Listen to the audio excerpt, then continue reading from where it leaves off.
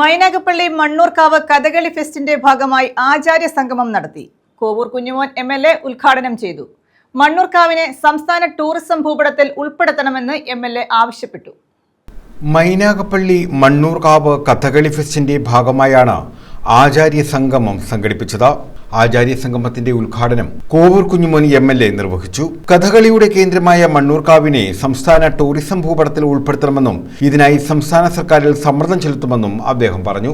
കളി തുടങ്ങുന്നതിന് മുമ്പ് മന്ദളകേളി, വന്ദന ശ്ലോകം, തോടയം, മേളപ്പദം, പ്രാരംഭ ചടങ്ങുകളും അങ്ങനെ പശ്ചാത്തലത്തിൽ ഭഗവാൻമാർ ആലപിക്കും, ഭാഗവതർ ആലപിക്കുന്നു. പദങ്ങൾ നമുക്ക് വളരെ പ്രധാനമായും കേൾക്കാൻ കഴിയുന്നു. നല്ലപോലെ കോളേജിൽ സ്കൂളിൽ പഠിച്ചുകൊണ്ടിരുന്ന ഘട്ടത്തിൽ ഇടയ്ക്ക് വന്ന് കഥകളി കണ്ടിട്ടുള്ള ഒരാളെന്ന് പൂർണ്ണമായും ആ കഥകളി ആസ്വദിക്കാൻ വല്ലപ്പോഴും അവസരം ലഭിച്ച ഒരാളെന്നുണ്ട്. എൻ്റെ പ്രിയപ്പെട്ട സുഹൃത്ത് ശ്രീ രവി മൈനാഗപ്പള്ളി, സുരേഷ് ചാമൂര് ഇവിടെ ഇങ്ങനെ ഒരു പരിപാടിക്ക് എത്തിച്ചേർന്നു.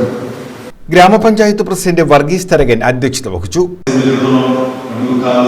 ക്ഷേത്രത്തിലെ ഏറ്റവും പ്രധാനപ്പെട്ട ഒന്നാണ് കഥകളി.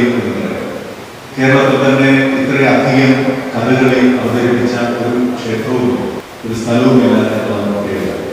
ലോകത്തിൽ തന്നെ, ഭാരതത്തിൽ തന്നെ, അതുപോലെ കേരളത്തിലെ വിവിധ കലാരൂപങ്ങളുടെ ഒരു സമന്വയമാണ് കഥകളിയുടെ. നൂറ്റാണ്ടുകൾക്ക് മുമ്പ് ഒരുപാട് പേർ, നമ്മുടെ ആചാര്യന്മാരും അതുപോലെ നമ്മുടെ ഗുരുക്കന്മാരും നമ്മളൊക്കെ അതിനകത്ത് കൂടുതൽ ആകർഷമാകുകയും അതിലെ നല്ലത് ഉൾക്കൊള്ളുവാനും അത് സമൂഹത്തിലേക്ക് മാറ്റിയെടുക്കുവാനും വാർത്തെടുക്കുവാനും ഒക്കെ ഉള്ള ഒരു സാഹചര്യം ഈ കഥകളി എന്ന് പറയുന്ന കലാരൂപത്തിലുണ്ട്. കഥകളി ആചാര്യന്മാരായ കുറൂർ വാസുദേവൻ നമ്പൂതിരി, മുതുവിലാക്കാട് ചന്ദ്രശേഖരപിള്ള, ചാത്തന്നൂർ നാരായണപിള്ള, കലാമണ്ഡലം വേണുക്കുട്ടൻ എന്നിവരെ ആദരിച്ചു. രാജൻ ഇലവിനാൽ, വി സരോജാക്ഷൻ പിള്ള, രവി മൈനാഗപ്പള്ളി, സുരേഷ് ചാമവിള, ശ്രീശൈലം ശിവൻപിള്ള, വി രാജീവ് എന്നിവർ പങ്കെടുത്തു. News bureau, Sasthamkotta.